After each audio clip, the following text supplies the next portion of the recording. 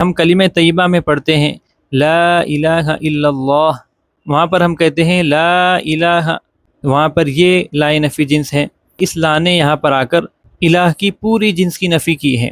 لا الہ اس کا مطلب ہے کہ کوئی بھی معبود نہیں ہے، یعنی معبود جتنی قسم کے معبود ہیں اس نے ان تمام معبودوں کی جنس کی نفی کی ہے کہ کوئی بھی معبود نہیں ہے الا اللہ، سوائے اللہ کے۔ اسی طرح نوح علیہ السلام کے واقعے میں آپ دیکھیں کہ نوح علیہ السلام کی قوم پر جب طوفان آیا اور نوح علیہ السلام نے اپنے بیٹے کو پکارا تو بیٹے نے کہا کہ میں کسی پہاڑ پہ چڑھ کر اپنی جان بچا لوں گا، تو نوح علیہ السلام نے اس کو جواب میں کہا لا عاصم اليوم من امر اللہ۔ لا نفی جنس ہے اور عاصم اس کا اسم ہونے کی وجہ سے منصوب ہے۔ نوح علیہ السلام نے کہا کہ آج کوئی بھی بچانے والا نہیں ہے، آج اللہ کے عذاب سے کوئی بھی بچا نہیں سکتا۔ اسی طرح ہم کہتے ہیں لا حول ولا قوت الا باللہ، یہاں پر بھی یہی لا نفی جنس ہے۔ اس لا کی وجہ سے حول اور قوت پر نصب آیا ہے۔ لا حول ولا قوت کا ترجمہ یہ ہے نیکی کرنے کی کوئی بھی طاقت اور گناہ سے بچنے کی کوئی بھی طاقت سوائے اللہ کے اور کسی کے قبضے میں نہیں ہے۔ اہلا و سہلا مرحبا، اہلا و سہلا مرحبا۔ بسم اللہ الرحمن الرحیم۔ آج ہم شروع کرنے جا رہے ہیں لسان عربی کورس کا درس نمبر 20۔ آج کے درس میں ہم ما اور لا مشابہ بلیسا کے بارے میں پڑھنے والے ہیں۔ اس سے پچھلے درس میں ہم نے افعال ناقصہ کو دیکھا تھا۔ افعال ناقصہ میں ایک لیسا بھی آتا ہے۔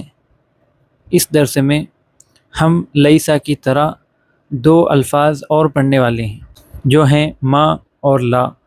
یہ دونوں لیسا کے معنی دیتے ہیں اور لیسا کی طرح ہی عمل بھی کرتے ہیں، اس لیے ان کو کہا جاتا ہے مشابہ بلیسا، یعنی لیسا کی طرح عمل کرنے والے۔ ما اور لا یہ دونوں لیسا کی طرح عمل کرتے ہیں، یہ معنی بھی لیسا کی طرح ہی دیتے ہیں اور ان کا عمل بھی لیسا کی طرح ہی ہوتا ہے۔ ہم نے پچھلے درس میں دیکھا تھا کہ لیسا زمانہ حال میں کسی فعل کی نفی کرنے کے لیے لایا جاتا ہے، جیسے ہم نے کہا لیس زید قائما، زید کھڑا نہیں ہے، زید اس وقت کھڑا نہیں ہے۔ اب یہاں پر ہم نے دیکھا تھا کہ افعال ناقصہ یہ مبتدا کو اپنا اسم بناتے ہیں اور اس کو مرفوع کرتے ہیں اور خبر کو اپنی خبر بنا کر اس کو نصب دیتے ہیں۔ بالکل اسی طرح ما اور لا کا عمل بھی یہی ہے کہ یہ دونوں جملہ اسمیہ پر داخل ہوتے ہیں اور مبتدا کو اپنا اسم بناتے ہیں، خبر کو اپنی خبر بناتے ہیں اور اسم کو رفع دیتے ہیں اور خبر کو نصب دیتے ہیں۔ جس طرح ہم نے اس لیسا کی جگہ یہاں پر لگا دیا ما، تو اب یہ ہو جائے گا ما زید قائما، اور اس کا مطلب وہی ہوگا جو لیسا زید قائما کا مطلب تھا۔ ما زید قائما اس کا مطلب ہے زید کھڑا نہیں ہے۔ اب یہاں پر آپ دیکھیں کہ ما اور لا دونوں کا معنی ایک ہے، لیکن ان دونوں کا استعمال میں تھوڑا سا فرق ہے۔ وہ فرق یہ ہے کہ ما معرفہ اور نکیرہ دونوں پر آتا ہے، لیکن لا یہ صرف نکیرہ پر داخل ہوتا ہے۔ تو ما اور لا میں فرق یہ ہے کہ ما معرفہ پر بھی داخل ہوتا ہے، کہ جس طرح اس جملے میں ما زید پر داخل ہوا ہے اور یہ معرفہ ہے، اور ما نکیرہ پر بھی داخل ہوتا ہے، جیسے ہم نے کہا ما رجل ذاہبا، کوئی آدمی جانے والا نہیں ہے۔ یہاں پر جو کوئی کا ترجمہ ہوا ہے یہ اس نکیرہ اسم کی وجہ سے ہوا ہے، اس لیے کہ نکیرہ عام ہوا کرتا ہے اور اس کا ترجمہ کوئی سے کیا جاتا ہے۔ ہم نے کہا رجل تو اس کا مطلب ہوتا ہے کوئی آدمی، اور اگر ہم نے کہا الرجل تو اس کا مطلب ہوتا ہے مخصوص آدمی۔ بالکل اسی طرح جب ہم نے کہا ما رجل ذاہبا تو اس کا ترجمہ ہوگا کوئی آدمی جانے والا نہیں ہے۔ تو ما معرفہ اور نکیرہ دونوں پر داخل ہوتا ہے، جبکہ لا کی بات کریں تو لا صرف نکیرہ پر داخل ہوتا ہے، جیسے ہم نے یہاں پر ما کی جگہ لا لگا دیا۔ اب یہ ہو جائے گا لا رجل ذاہبا، کوئی آدمی جانے والا نہیں ہے۔ یا جس طرح ہم نے کہا لا رجل افضل منک، آپ سے بہتر کوئی آدمی نہیں ہے، تو یہاں پر آپ دیکھیں کہ لا نکیرہ پر داخل ہوا ہے اور یہاں پر بھی نکیرہ پر داخل ہوا ہے، جبکہ اس جملے میں ہم ما کو ہٹا کر یہاں پر لا نہیں لکھ سکتے، اس لیے کہ لا صرف نکیرہ پر داخل ہوتا ہے، لا معرفہ پر داخل نہیں ہوتا۔ تو ما اور لا مشابہ بلیسا کا قاعدہ یہ ہے کہ یہ جملہ اسمیہ پر داخل ہوتے ہیں، مبتدا کو اپنا اسم بناتے ہیں، خبر کو اپنی خبر بناتے ہیں، اور اپنے اسم کو رفع دیتے ہیں اور خبر کو نصب دیتے ہیں، یعنی یہ لیسا کی طرح معنی بھی دیتے ہیں اور لیسا کی طرح عمل بھی کرتے ہیں۔ ہم جو مرفوعات پڑھتے آ رہے ہیں اس میں 7واں مرفوع ہے ما اور لا مشابہ بلیسا کا اسم۔ ما اور لا مشابہ بلیس جب جملہ اسمیہ پر داخل ہوں گے تو ان کا جو اسم ہوگا یہ مرفوع ہوگا، یہ 7واں مرفوع ہے۔ اس کے بعد ہم مرفوعات میں سب سے آخر میں جس مرفوع کو پڑھنے والے ہیں وہ ہے لائے نفی جنس۔ لائے نفی جنس کا مطلب یہ ہے کہ یہ وہ لا ہے جو نکیرہ پر داخل ہوتا ہے اور پوری جنس کی نفی کرتا ہے، جیسے اس سے پہلے ہم نے ما اور لا مشابہ بلیسا میں دیکھا تھا کہ وہاں پر ما اور لا جملہ اسمیہ پر داخل ہوتے ہیں لیکن وہ صرف زمانے حال میں کسی کام کی نفی کرتے ہیں، وہ پوری جنس کی نفی نہیں کرتے۔ لیکن یہ لا ایسا لا ہے جو نکیرہ پر داخل ہوتا ہے اور پوری جنس کی نفی کرتا ہے۔ اور دوسرا اس کا عمل جو ہے وہ یہ ہے کہ یہ حروف مشبہ بالفعل کی طرح عمل کرتا ہے، یعنی یہ جملہ اسمیہ پر داخل ہوتا ہے لیکن اسم کو نصب دیتا ہے، یہ جملہ اسمیہ پر داخل ہو کر اسم کو نصب دیتا ہے اور خبر کو رفع دیتا ہے، یعنی جب یہ جملہ اسمیہ پر داخل ہوگا تو یہ مبتدا کو اپنا اسم بنا کر اس کو منصوب کر دے گا اور خبر کو اپنی خبر بنا کر اس کو مرفوع کر دے گا۔ تو اب اس جملے میں دیکھیں لا رجل قائم، اس کا مطلب ہوگا کہ کوئی بھی آدمی کھڑا نہیں ہے، یعنی اس نے آدمی کی پوری جنس کی نفی کر دی کہ کوئی بھی آدمی کھڑا نہیں ہے۔ جیسے ہم نے مثال لی لا ساکن فی الدار، کہ گھر میں کوئی بھی رہنے والا نہیں ہے، لا ساکنہ کوئی بھی رہنے والا نہیں ہے فی الدار گھر میں۔ اسی طرح کسی نے کہا لا تلمیذ غائب، تلمیذ کہتے ہیں طالب علم کو، تو اس کا مطلب ہوگا لا تلمیذہ کوئی بھی طالب علم غائب غیر حاضر نہیں ہے، غائب نہیں ہے۔ تو یہاں پر دیکھیں اس لا کا عمل یہ ہوتا ہے کہ یہ مبتدا کو اپنا اسم بنا کر اس کو نصب دیتا ہے اور خبر کو اپنی خبر بنا کر اس کو رفع دیتا ہے۔ اس کی سب سے بہترین مثال یہ ہے کہ ہم کلمہ طیبہ میں پڑھتے ہیں لا الہ الا اللہ، وہاں پر ہم کہتے ہیں لا الہ، وہاں پر یہ لائے نفی جنس ہے، یہ اس لا نے یہاں پر آ کر الہ کی پوری جنس کی نفی کی ہے۔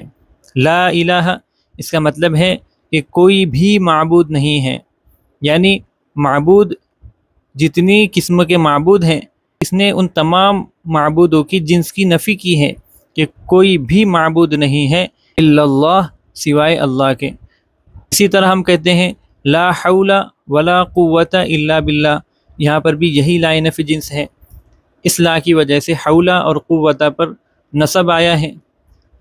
لا حول ولا قوت کا ترجمہ یہ ہے کہ نیکی کرنے کی کوئی بھی طاقت اور گناہ سے بچنے کی کوئی بھی طاقت سوائے اللہ کے اور کسی کے قبضے میں نہیں ہے، یعنی نیکی کرنے کی طاقت اور گناہ سے بچنے کی طاقت یہ صرف اللہ ہی کے قبضے میں ہے، کہ اللہ توفیق دے تو بندہ نیکی کر سکتا ہے اور اللہ توفیق دے تو بندہ گناہ سے بچ سکتا ہے۔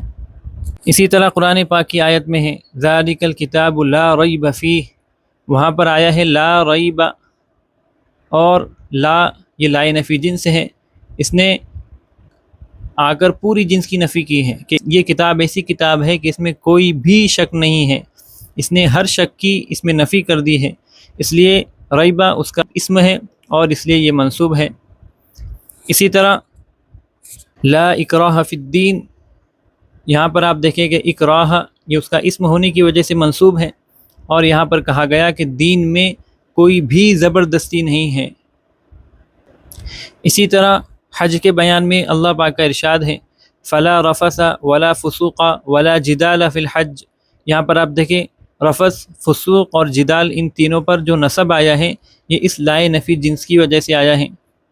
اسی طرح نوح علیہ السلام کے واقعے میں آپ دیکھیں سورہ ہود میں کہ نوح علیہ السلام کی قوم پر جب طوفان آیا اور نوح علیہ السلام نے اپنے بیٹے کو پکارا تو بیٹے نے کہا کہ میں کسی پہاڑ پہ چڑھ کر اپنی جان بچا لوں گا۔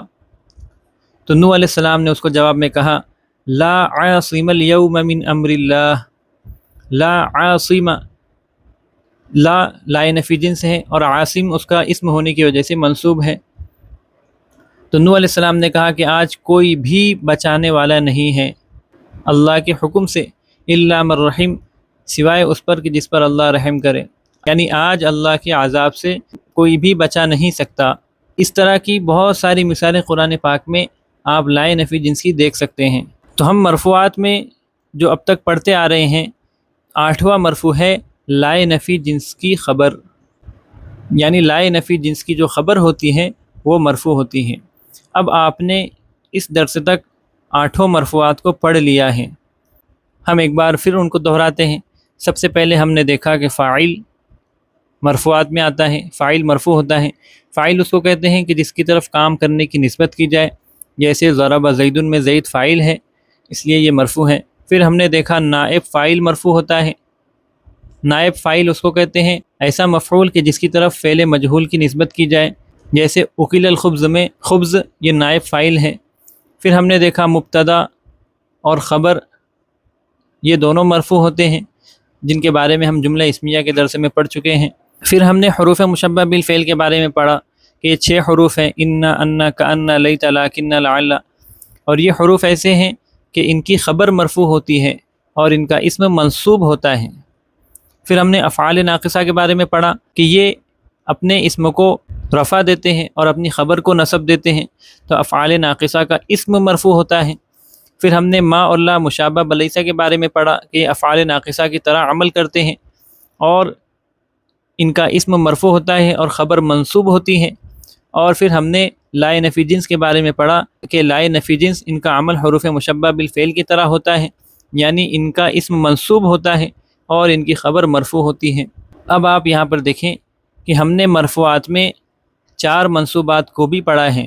ہم جب منصوبات پڑھیں گے تو آپ نے ان منصوبات میں سے 4 کو یہاں پر پڑھ لیا ہے، اور وہ 4 منصوبات یہ ہیں: حروف مشبہ بالفعل کا اسم یہ منصوب ہے، افعال ناقصہ کی خبر یہ منصوب ہے، ما اور لا مشابہ بلیسہ کی خبر یہ منصوب ہے، اور لائے نفی جنس کا اسم یہ منصوب ہے۔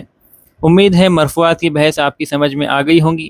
زیادہ سے زیادہ آپ مرفوعات کی مثالیں نکالیں، ان کو حل کریں اور زیادہ سے زیادہ مشق کر کے ان کے قواعد کو یاد کرنے کی کوشش کریں۔ والسلام علیکم ورحمۃ اللہ وبرکاتہ۔ اہلا و سہلا مرحبا، اہلا و سہلا مرحبا۔